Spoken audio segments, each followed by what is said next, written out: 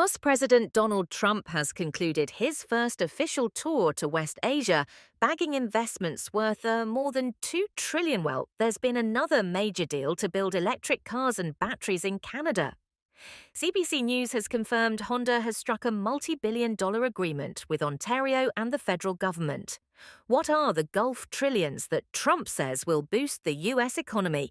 Canada ranks 8th globally in clean energy technology and infrastructure investment, stunned by the $2 trillion figure that is the nominal value. President Trump unveiled on his recent Gulf tour with a series of big deals paraded as the pinnacle of diplomatic victory. Yet the truth has left many utterly flawed. A mere 10 to 15% of that sum has been signed into binding contracts, while the vast majority remains PR-focused. Memoranda of understanding never delivering a dime into the pockets of the very American businesses that needed a lifeline amid the tariff siege, as the United States marches into flashy fanfares and drumbeats. Its northern cousin Canada quietly overhauls its economy from root to crown, from pushing investment in electric vehicle supply chains and renewable energy infrastructure to tightening trade ties with Asia and Europe. Ottawa is charting a new economic map that could supplant America's leadership in key industries. The question now is, when the Gulf spotlight fades, will the US be able to close the gap with its ever-stronger northern rival join deep state to explore Canada's spectacular transformation? And don't forget to hit subscribe and ring the bell so you won't miss any of our latest political economy updates. The $2 trillion spotlight of the Gulf tour looked set to prove American economic dominance, but the reality behind those colossal figures tells a very different story. First up, in Saudi Arabia, the Trump administration announced investment commitments of up to $600 billion touted as a strategic cooperation package, covering everything from arms purchases to high-tech infrastructure. Music development next. In Qatar, the White House proclaimed a $1.2 trillion economic exchange agreement. Yet the actual signed commercial and defense contracts totaled just about $243.5 billion, led by a $96 billion Boeing jet. Order for Qatar Airways finally in the UAE. President Trump trumpeted $200 billion in trade and investment deals focused on AI centers and microchip technology transfers. However, that $2 trillion figure is almost entirely made up of memoranda of understanding, initial non-binding pledges rather than enforceable agreements.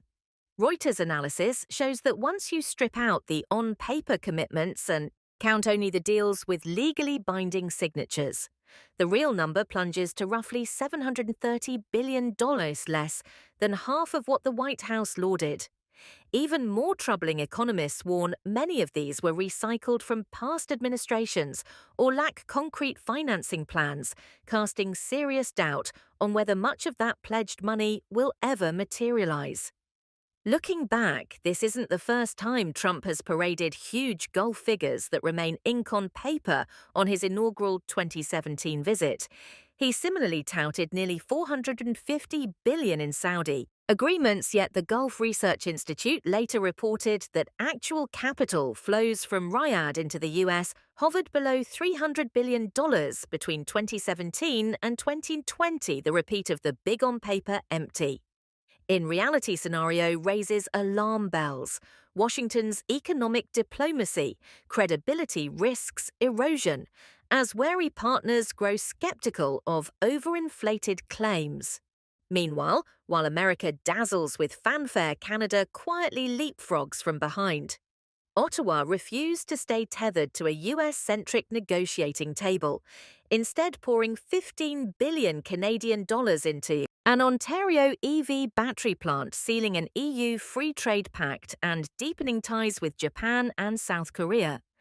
Statistics Canada's latest data reveal Canada's EV exports jumped 35% in Q1 2025, cementing its status as North America's emerging EV powerhouse.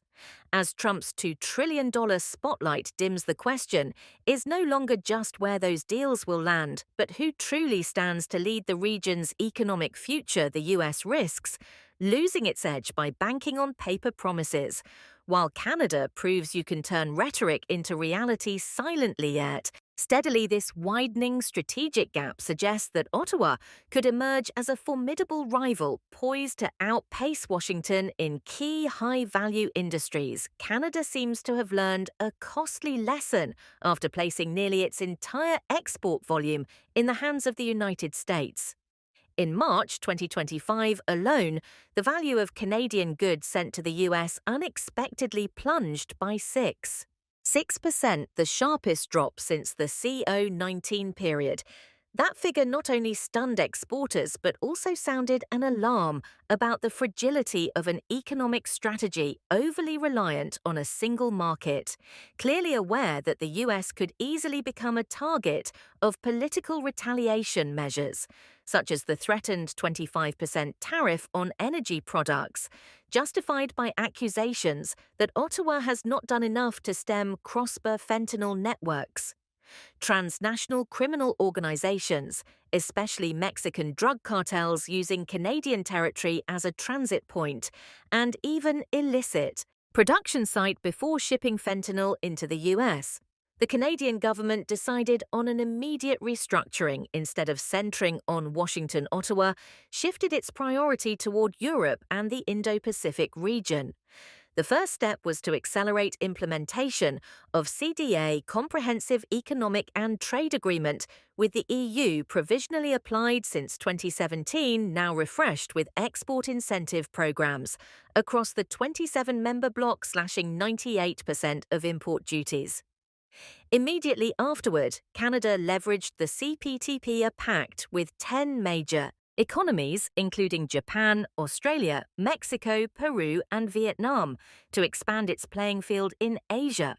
Global Affairs Canada also launched bilateral talks with South Korea, CKFTA in force since 2015 to open a second major Asian market after China, the result despite Washington's bizarre tariff blow. Exports to Indo-Pacific partners surged by 12 to 15% in quarter 2025, led by electric vehicles, industrial machinery, and specialty agricultural products.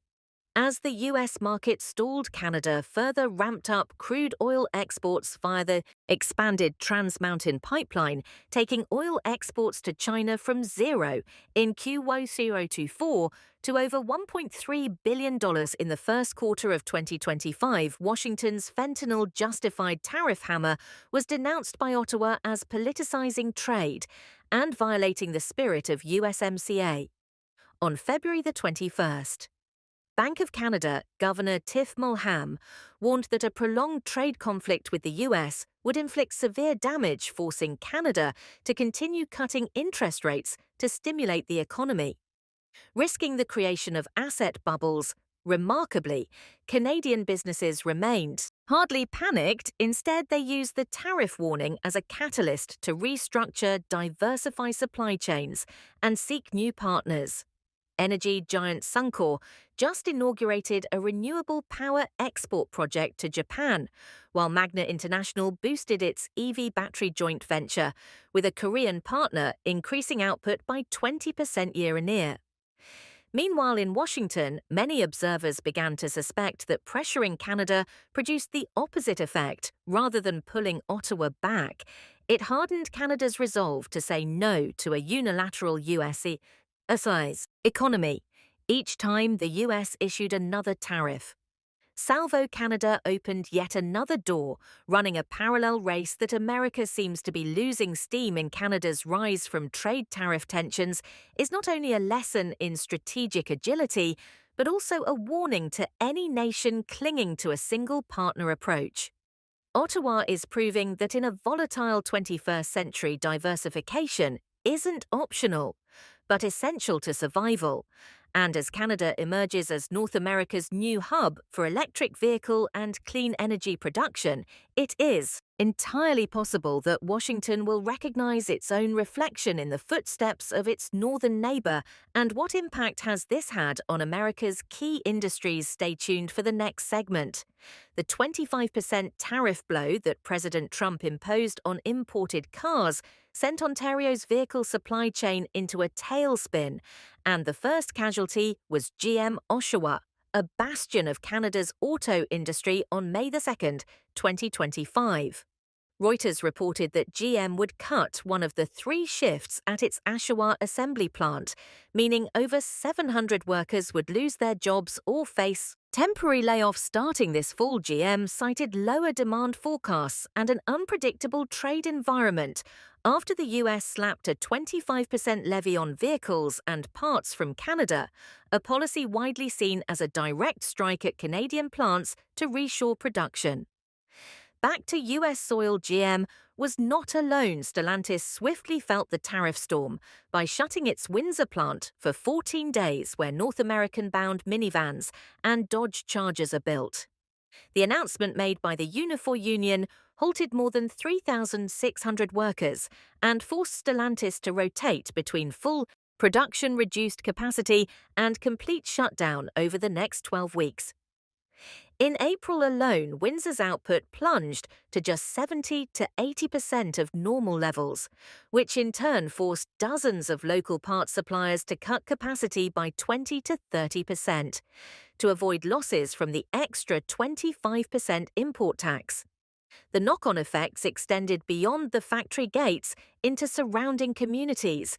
Businesses up and down Highway 401, ranging from electronic control manufacturers to metal foundries, began trimming orders, reducing shifts and adjusting headcounts to keep their operations afloat amid the tariff storm. Many small business owners reported a 25% drop in assembly parts orders compared with early 2025, pushing them to restructure or temporarily close to weather. The price surge as production costs soared. The most visible consequence hit retail prices for light vehicles and heavy-duty trucks. In both Canada and the US, data from Cox Automotive show the average price paid by American consumers for a new car jumped 5% in April versus March, more than double the typical monthly increase in prior years. In this context, Aaron Keating, an analyst at Cox Automotive, predicts models not fully subject to the 25% levy could rise about 5% over the next 6 months, while those hit directly might soar 10 to 15%, even counting only the eligible portion of the tax buyers on both sides of the border face at least a 5 to 7% price hike at the dealership, translating to thousands of dollars per vehicle. The picture grew darker as auto industry consultancies warned that sales volumes would slump under higher sticker prices. A recent study estimates that if the tariff war persists, US and Canadian new vehicle sales in 2025 could fall by nearly 1.8 million units below initial forecasts. And per-vehicle costs might balloon by $3,000 to $4,000 due to elevated duties and parts import expenses for budget-conscious families. Affording an extra few thousand per new car isn't just a financial burden. It may delay purchases or drive them to an already overheated used car market, while Washington's tariff signals remained erratic. Ottawa rushed out support measures to shore up its domestic supply chain, yet even tax credits, stimulus funds and green tech development grants could barely temper the rise in manufacturing costs and retail prices, which are still on track to climb 5 to 7% within 6 months. Music. The tariff hammer shattered the glamour of duty-free cross-border trade once lauded, triggering a domino effect from plants to parts suppliers to consumers as GM Oshawa and Stellantis Windsor curtailed output and Ontario's hundreds of auto parts firms scaled back. 20 to 30%. North America's auto industry faced a downturn far harsher than optimistic forecasts had imagined, and with buyers in both nations forced to shoulder the higher costs. The big question is whether bilateral strategic adjustments can reverse this trend or if Canada, thanks to its deeper EV-focused restructuring, will continue to gain ground until the day Washington realizes the true victor in this tariff war may not be its own government. A full-scale transformation into high V-value chains has become the antidote for Canada's economy facing tariff storms, and the trap of US dependence first Ottawa has poured a total of 15 billion Canadian dollars into the Canada Growth Fund, a public-private investment vehicle designed to attract private capital and drive R&D in green and clean energy technologies from massive electric vehicle batteries to geothermal power plants. Meanwhile, the Forest Innovation Programme at Natural Resources Canada backs research and commercialization of engineered wood products, from high-tech plywood to structural panels, helping the wood processing industry boost profit margins and reduce primary export value. These grants don't stop at the federal level. The Investments in Forest Industry Transformation Fund has partnered with private firms to add another 10 million Canadian dollars for pilot production lines. Of new wood products opening doors to markets in the US and Europe, Canada has not forgotten another strategic sector: artificial intelligence, building on 125 million Canadian dollars from the Pan-Canadian AI Strategy 2021 to 2026. The government topped up with 700 million Canadian dollars for the AI Compute Capacity Fund and created a 300 million Canadian AI Access Fund to help small and medium-sized enterprises deploy AI in manufacturing and supply chain management. An equally pivotal player is the Strategic Innovation Fund, the flagship mechanism for high-tech manufacturing projects. From clean tech and digital industries to advanced manufacturing, SIF has committed a series of blockbuster grants, enabling dozens of Canadian companies to research and produce specialized chips, novel materials, and digital platforms, ensuring higher value-added output than raw material exports. Thanks to these remedies, the share of high value-added products in Canada's total exports stood at about 20% in 2024 under its National Trade Diversification Strategy.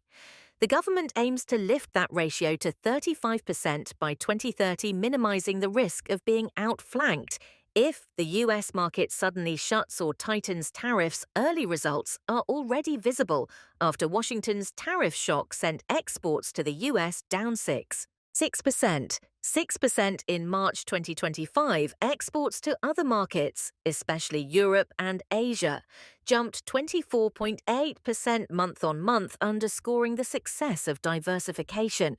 If Canada maintains its vigorous pace of investment in engineered wood technology, clean tech, and AI, while effectively deploying its multi-billion-dollar public-private R&D funds, it has every basis to rebrand itself as North America's high-value export music hub. And in this bilateral race with its giant neighbor, once products bearing the Made in Canada label become synonymous with cutting-edge technology and sustainable value, Ottawa will truly pull ahead of Washington. Instead of merely running in America's manufacturing slipstream, trust in trade between Ottawa and Washington has eroded so deeply that even high-stakes bilateral security talks can't patch things up, while the US has been urging Canada to join in upgrading the NORAD warning system. President Trump unveiled his Golden Dome concept, priced at $175 billion, then suggested Canada could participate only if it surrendered sovereignty or contributed $61 billion, leaving both sides stuck at square one. Earlier, Canada had pledged $4.9 billion Canadian dollars to modernize NORAD. Yet, the technical and financial details remain on paper amid plummeting mutual confidence after Washington's tariff blitz in Washington. Fears over sensitive technology transfer have flared whenever AI or chip deals with Gulf states are mentioned. For example, a plan to build the world's largest AI campus in the UAE with 5G of power and tens of billions invested in semiconductors immediately drew Warnings from 8 US senators that tracking chips would be needed to prevent technology leaking to Beijing. On top of that, Reuters revealed the US is preparing to let the UAE import 500,000 advanced chips per year, a move that has security officials on edge about potential leaks of defense critical technology and raised questions about safeguarding the supply chain. Meanwhile, Ottawa did not hesitate to declare a strategic turning point. The era of deep integration with the US is over in his victory speech after the April